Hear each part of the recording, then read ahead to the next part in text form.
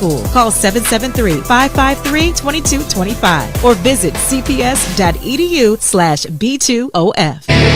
Keeper 550 and 842 guns in the 701. Good morning, gentlemen. Morning, Todd. Morning. Time to get this weekend going. Time to get Freedom Friday running. Absolutely. Up in the Pacific Sounds great. Northwest, where's the gun control crowd? Where are they at? Crickets. Oh, yeah, they get a little bit silent when they don't go their way, don't they? Yeah, they sure do. And it's okay Yeah, to put... Did you hear they put an inflatable pool at some encampment, shall we say, out there in Seattle?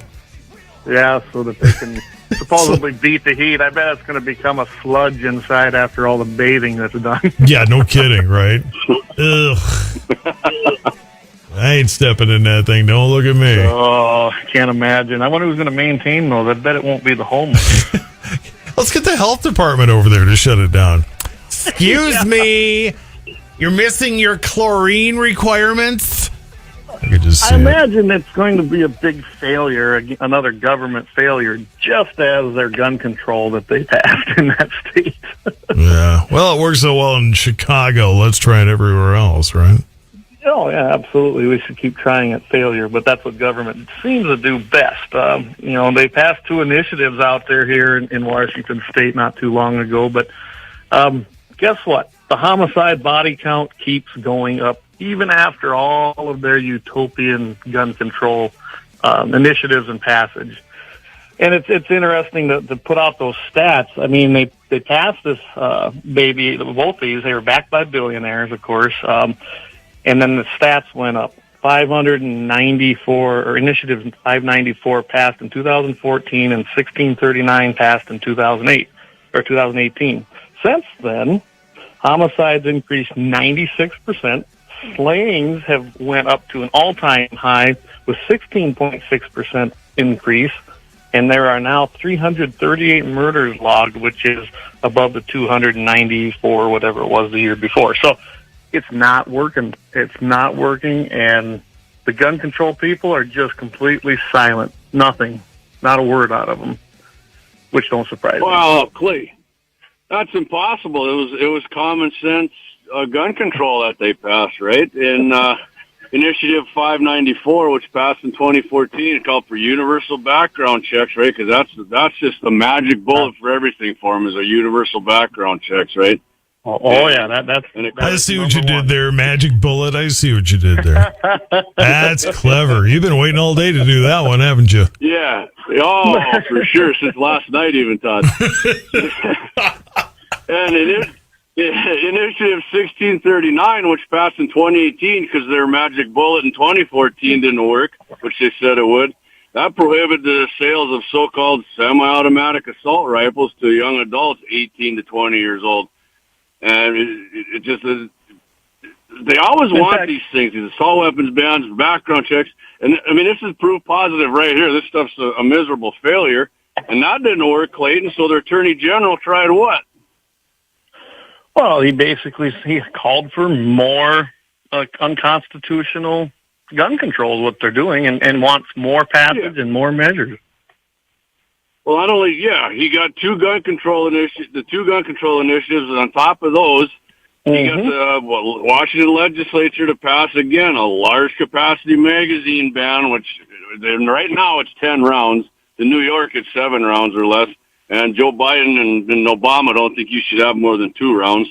And they did that, and then they just expanded the assault weapons ban to all semi-automatics, not just 18 to 20-year-olds, but everybody. It's assault weapons ban in Washington State now. Well, they even created a brand new definition for semi-automatic assault rifle. I mean, it essentially banned them all. That they actually reinvented that actual term, and it banned everything. Yep, and then Clay, there's Senator Patty Murray. She's a real enlightened one there out in Washington State. It was on Sunday. She was tweeting, "We have a gun violence epidemic in this nation that will not solve itself. To protect our families, communities, and children, we need to pass common sense gun safety measures, including a federal assault weapons ban." Why is that, Senator Murray? Because it's worked so well in Washington State? No, it hasn't. It's a failure. So They double down every time. They won't actually address the failures that they have. You know, in a private business, I kind of like what what the Citizens Committee for the Right to Keep and Bear Arms, their chairman, he says, in private business, if something repeatedly does not work, the plan is scrapped and the company tries something else. Hello. Yeah, I mean, what an ingenious idea. It didn't work. It's failing, so we're going to try something else. I mean, it's just, and then get this. In private business, if you fail and you fail miserably, you're fired. Not in government. They just double down and we'll have a better version of failure. By the way, that's not entirely true because I'm still here. Oh, well, you must be hitting that low bar, Todd. just escaping the low bar, just tripping over the low bar just enough. 848 gave our guns and the 701. What's Indianapolis's problem with the Second Amendment? Oh, yeah, they're kind of going like Washington State here, but just in the state, as Mayor Joe Hogg said, I think he's got bigger aspirations for the Democrat Party. But he and the city council passed their of course safety ordinance. Todd, you know their safety ordinance they passed, and these ordinances were, here we go again, a ban on semi-automatic assault weapons, increasing the purchasing age to 21. Requiring handgun licenses. I thought handguns weren't the problem. I thought it was assault rifles. And removing the concealed carry of firearms. Yeah, you know, to heck with all these constitutional rights. Let's just get rid of those. You know, because it just says the right to keep arms, right, Todd? Not keep and bear. And bear arms means you have it on you, right? Sounds right. Yeah, well, I'm going to add to Mayor that. Joe Higgs said. Yeah, go for it, Clayton. It ends constitutional carry, which we all know Indiana passed, so they have constitutional carry. Not only that, NRA was very successful in 2011. They were able to work with that General Assembly in Indiana, and they passed the preemption law, similar to what we have here in the Dakotas, both North and South Dakota, which prevents localities, that being municipalities or counties like Indianapolis, from passing and enforcing any kind of gun control of their own. So essentially, and the wording in the one in South Dakota when we worked on it, it basically says you cannot pass any kind of gun control or Second Amendment infringing policy that's stricter than that of the state. So in South Dakota, you absolutely can't, as a county, a municipality, a township, anything, you cannot pass legislation or policy or ordinances that will infringe, that are tougher than the state. And the state is very open. And that's exactly what they did in Indiana. Not only that, Indiana even passed a measure or a proposal measure, number 205, where it's going to recognize mom's demand confiscation. I just love that term. I stole it from you, Jamie. That's what it means. Recognizing them That's really what it means. for demonstrating an unwavering commitment to advocating for common sense. There's that term again, that crazy fake term of common sense. Oh, see, that's you have to like it if they call it common sense. That way, there you can't hate it because then you hate common sense, and then you're really a meanie. Exactly. Yeah. They keep changing terminology. So Mayor Hogg he's just looking for a unique solution to the gun violence problem. Hey, Mayor, Another term. All your solutions aren't unique. They've been tried for decades and they don't work, man. Give it up. Yeah, but I haven't tried it. I want to try. Yeah, they're kind of like the tread harder, Daddy. Tread harder.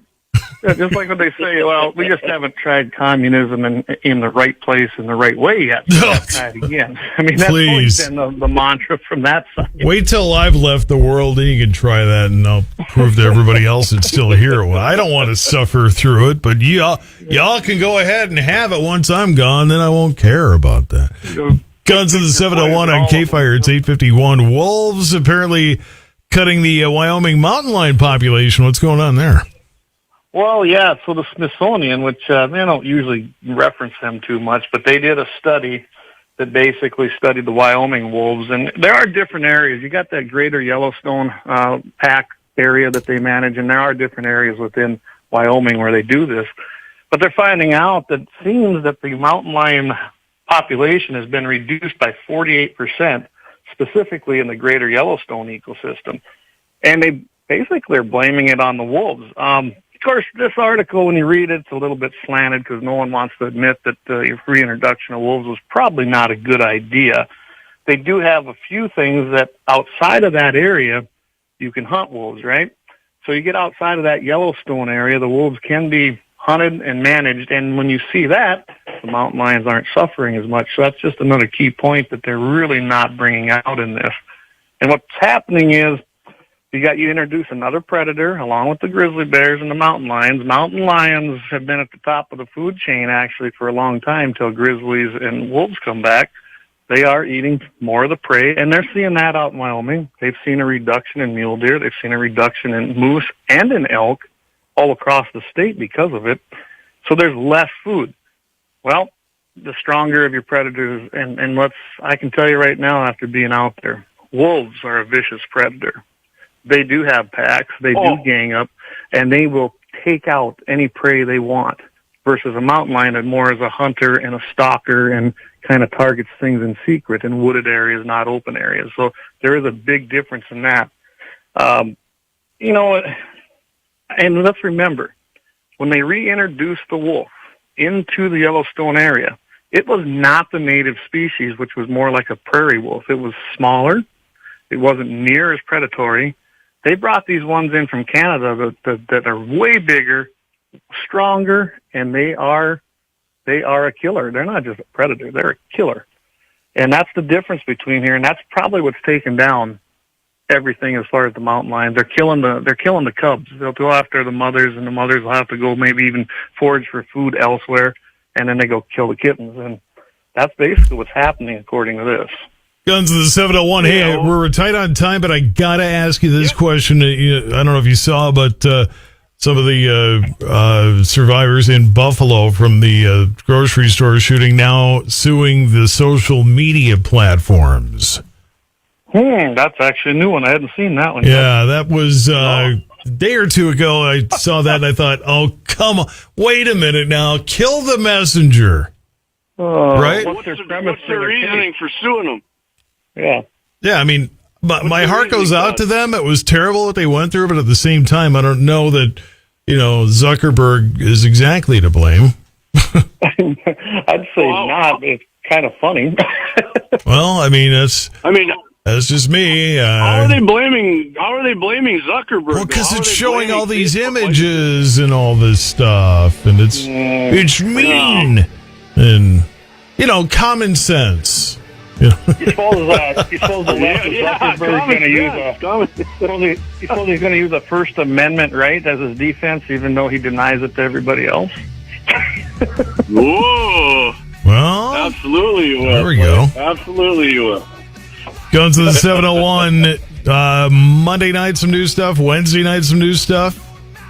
Yep, Monday we'll be on In the Crosshairs with JD. That comes on at 11:30 Mountain, 12:30 Central. We'll probably be discussing a new poll and a few other things, and we'll see if they accept the challenge there, Mr. J and Mr. Todd, with a little count on the range. Bring it! Yeah.